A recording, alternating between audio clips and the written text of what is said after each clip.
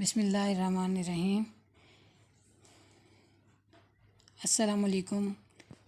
آج ہم دوسرے بند کی ریڈنگ کے ساتھ ہم تشریح بھی کریں گے۔ اس کی تشریح سے پہلے ہم پڑھنے کے دوران میں پڑھیں گے۔ اس کا پہلا سوال ہے، گلکاریوں سے کیا مراد ہے؟ گلکاریوں سے مراد پھول بوٹے بنانا یا خوبصورت کام کرنا ہے۔ کاری لفظ دو طرح کا ہے، یہ بات میں واضح کرنا چاہ رہی ہوں یہاں پر۔ ایک کاری ہے کاف کش والا، ایک کاف دو نقطوں والا ہے۔ کاری جو کش والا ہے وہ اس کے مطلب ہے کچھ کیے جانے والا یا کرنے والا، اور کاری جو ہوتا ہے وہ پڑھنے والا یا پڑھانے والا ہوتا ہے۔ ٹھیک۔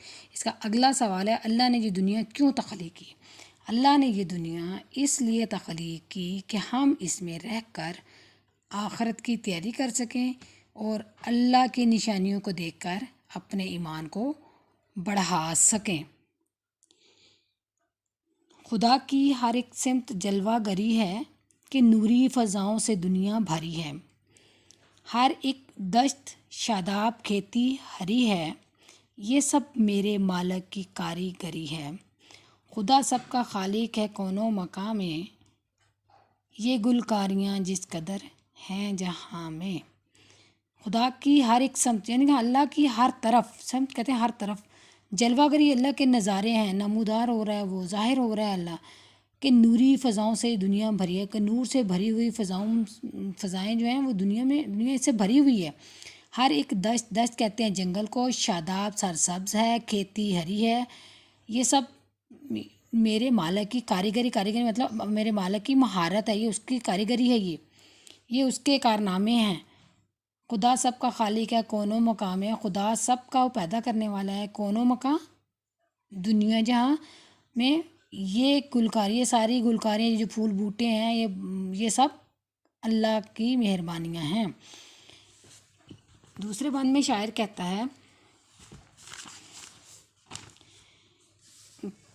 کہتا ہے کہ دنیا کی ہر ایک چیز میں، ہر سمت میں اللہ کی ذات کی جلوہ گری ہے، یہ اللہ کی ذات کے نظارے ہیں کہ دنیا جو ہے رنگینیوں اور خوبصورتیوں سے بھری ہوئی ہے، ہر طرف اللہ کی قدرت کے جلوے نظر آتے ہیں۔ دنیا کی ہر چیز میں اللہ کی جلوہ گری ہے۔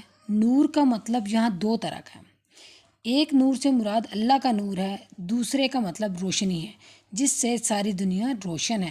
شاعر کہتا ہے کہ اپنے ارد گرد جو ہرے بھرے جنگل اور کھیتیاں نظر آتی ہیں، یہ سب اللہ کی کاریگری ہیں، یہ اللہ کی کاریگری کی نشانیاں، یہ اللہ کی خوبصورت پھول بوٹے ہیں، یہ اللہ کے خوبصورت کام ہیں، یہ سب اسی مالک کے کارنامے ہیں، کیونکہ وہی سب کا خالق اور مالک ہے، وہی دونوں جہاں کو بنانے والا ہے، وہی دونوں جہاں کا مالک ہے۔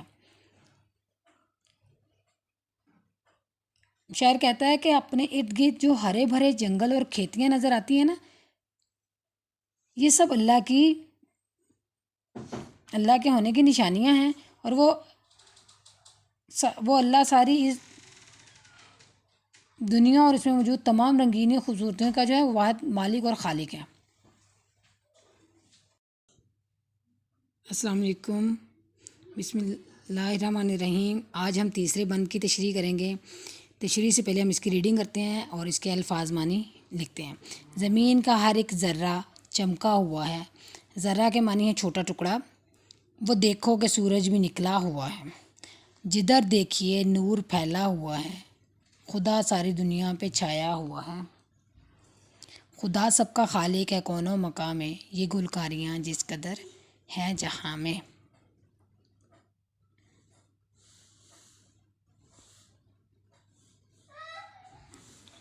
تیسرے بند میں شاعر کہتا ہے کہ زمین کی ہر ایک اکائی یعنی کہ زمین کا ہر ایک چھوٹا ذرہ چمک دھمک رہا ہے، چمک سے بھرپور ہے، جدھر جدھر بھی دیکھو سورج کی روشنی نے ہر ایک ذرے کو روشن کیا ہوا ہے، جہاں بھی دیکھتے ہو اللہ کا نور اور سورج کی روشنی پھیلی ہوئی ہے، خدا ساری دنیا پہ چھایا ہوا ہے۔